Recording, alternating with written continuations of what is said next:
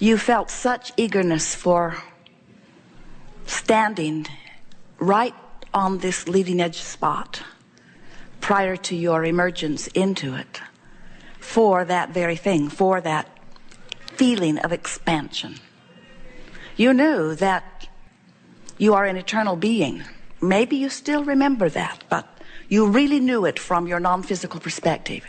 You knew that you are source energy and that you were coming forth to express that source energy in the physical format. And you knew that you weren't coming forth as substandard, as flawed, as unworthy to try to prove worthiness. You were fully worthy and knew it. And the reason that you came forth into this physical experience was not because you needed to, but because you wanted to. You came forth for the thrill of the tactile, visceral experience of physicality. You see, you are always creator, and you are vibrational much more than you are physical, flesh, blood, and bone. You are vibrational beings.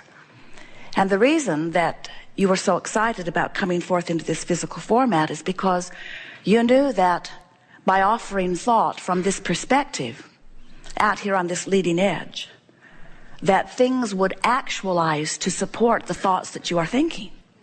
You knew that the thoughts that you think would be managed by law of attraction, and that in this leading edge environment they would manifest. And so you knew that by living and thinking and manifesting, you would learn to more deliberately think. You knew that you could live a little and watch the results of your thought, and then if there was anything less than what you wanted or more than what you wanted, more of what you don't want or less of what you do want, that you could just adjust your thoughts so that you could get it just the way you want it from whatever perspective you are currently standing. You knew that you would have that ability to think and feel and manifest. We call that post-manifestational awareness. In other words, that's just living and getting and then observing what you're getting and then maybe making a new decision about what you would like to think. But you knew without any question at all that your thoughts and your manifestations always match, always match, always match, always match every single time. And you also knew that you were the thinker of the thoughts. Oh, of course you knew that you would be responding to environment and that you might be influenced by the thinkers of others. But you also knew that you were the only one that could think within you. You knew that you were the only one who could offer your vibration. You knew that whatever you were offering vibrationally would manifest, and you felt such delight in knowing that you were coming forth in order to exercise that understanding. We love it when something manifests and you take stock of what it is, and then you make a new decision about adjusting your vibration. Esther's made a new decision recently after going through a 300 to 400 item punch list on the new house. Unfinished things, they're all finished now, but it was a month of attention. She's decided to do something that we have been teasing all of you about for a long time. We say we just love it when someone is terminally ill, because then they finally do the only thing that worked anyway, when they have no other options. And Esther has discovered that she has no choice but to let go of control, because there are too many moving parts. When you have a small life, you can control it through your action, through your words, through your determination, through your willpower, through your rules and requirements and enforcements of those rules, by your shoulds and shouldn'ts, by your, if you don't do that, I will be really mad at you. But when your life gets bigger, you begin to discover that there are too many plates to keep spinning. And when the plates start crashing around you because there's not enough of you to keep them spinning, because you were never meant to control your life through your words, through your behavior, through your action. You intended to be the creator, controller of your life experience through the thoughts you think. So when you step back into that understanding and you let how you feel matter more to you than anything else, not how you feel physically, how you feel emotionally. We know you can sometimes be tired, but we want you to be tired and satisfied. We know that sometimes you can be maybe uncomfortable, but you can be uncomfortable and hopeful rather than uncomfortable and fearful. In other words, when you decide that the way you feel emotionally really matters to you, and you make a decision to monitor your feelings and catch them in the earlier subtle stages and head them in more directions of what feels good, now you have harnessed what you knew you would be born with, your guidance system, and most important of all, your pre-manifestational awareness. In other words, you don't feel negative emotion, negative emotion, negative emotion, negative emotion, and then have something turn out bright and fluffy. Frisky, good feeling things don't come from bad feeling emotions. You just don't have happy endings to unpleasant journeys. You got to decide that never mind focusing on the ending, get focused upon where you are and decide to make it feel as good as you can make it feel from where you are. And when you make the decision that you care about how you feel, and regardless of what's going on, there could be 100 really good things happening, and you could be one of those people that finds one thing that isn't going well and you could focus on it and make yourself miserable. Or you could be someone who currently has 100 things not going very well and one thing that is, and you could be one of those people that focuses upon that one thing that's going well, and by focusing upon that one thing that goes well, you hold yourself in vibrational alignment with that one thing that goes well. You use that good feeling thing to set the tone of your being, and now your point of attraction has shifted to include only other good feeling things. Somehow, somewhere along your physical trail, many of you have come to believe that it's your job to sift through the details of your life and put, or of the world, or of your spouse's life, or of somebody that you care about, and put them in piles. Well, these are the good things, and these are the terrible things, and these are the I could live with it but don't want to things. And we want to say to you, don't sort your manifestations into piles. Make a decision to get right at the core of where it all starts from, at the headwaters, so to speak, of your creation. Make a decision that you care about how you feel, and that you will reach for the thoughts that feel as good as you can get them to feel from where you are. Now, we know sometimes you're standing in a place where it doesn't feel like there are that many really good feeling options. But there are better feeling options from where you stand, no matter where you stand. And if you are determined to find the better feeling option, what happens is you shift your vibration just a little bit. Now, most of you don't really understand how valuable that is, because you don't really understand, most of you, that you are vibrational beings, and that the vibration of your being, which is referenced to you through your mood or attitude, is your center point. It's your point of attraction.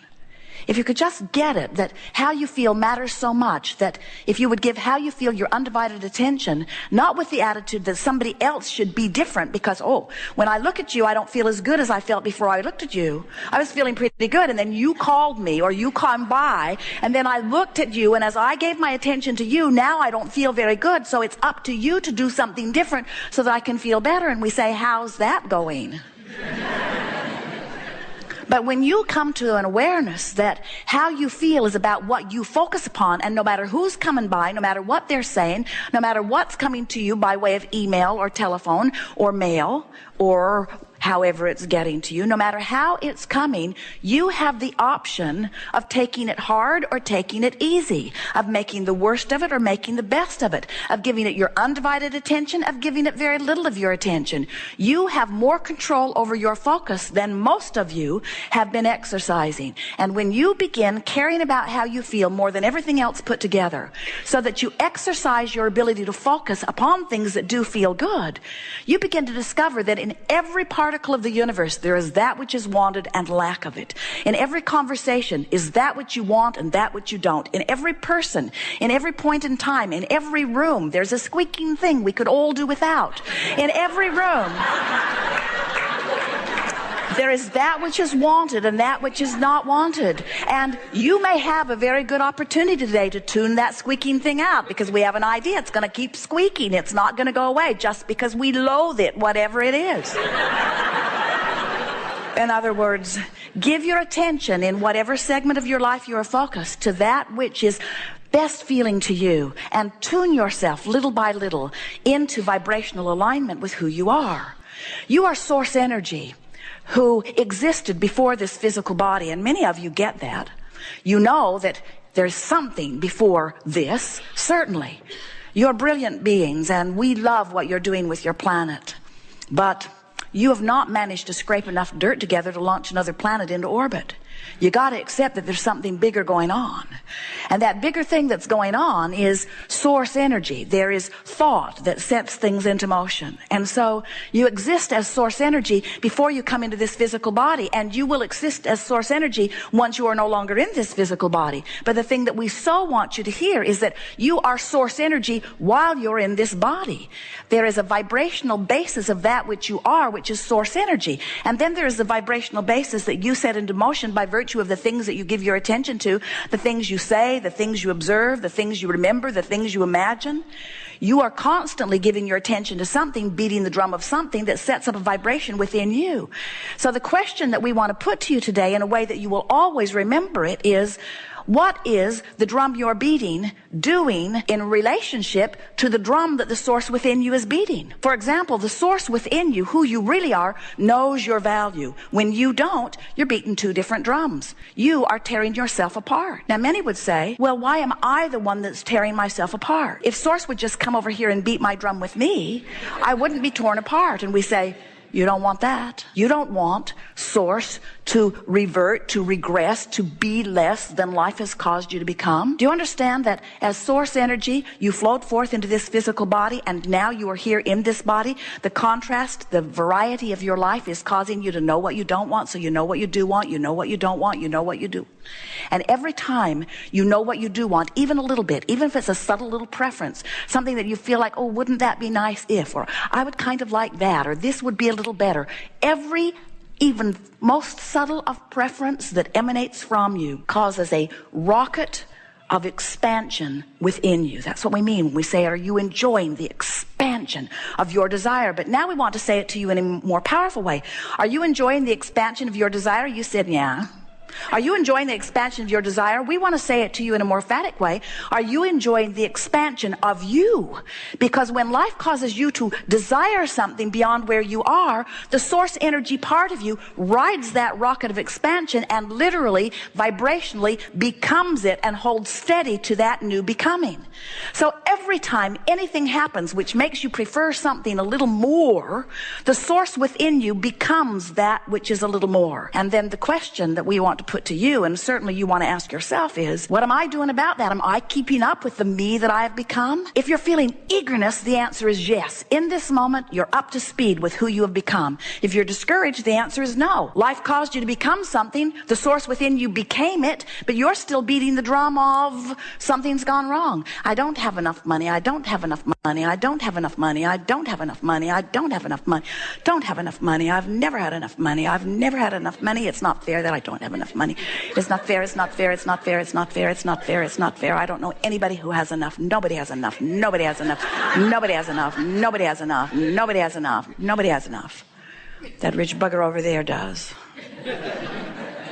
Probably deals drugs.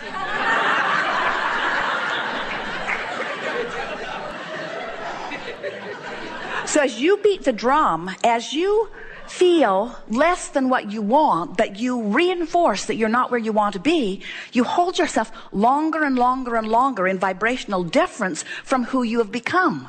And you know what happens when you do that? You feel worse and worse and worse and worse and worse. So then it's really interesting. So you beat the drum of what you don't want, and you know you can never notice what you don't want without asking for what you do want, even if you don't put words to it. You can't even notice that there's not enough of something without automatically asking for more of it. So every time you notice that there isn't enough, you ask for more, and every time you ask for more, Source rides that rocket. And you know what that means to you? That means the current that is really you moves faster and faster and faster and faster and faster. And if you don't keep up with that stream of energy that you've set into motion by the very life you've lived, if you hold back from it with your negative thoughts, with your I can't do it thoughts, with your I'm not worthy thoughts, with your I'm mad at you thoughts, with your there isn't enough thoughts, with your life isn't fair thoughts, as you hold back with those thoughts that feel like injustice to you, the source within you rolls right on, because the source within you is wise enough to take the benefit from the life that you're living. And when you don't, you really take it hard. That's what every negative emotion is that you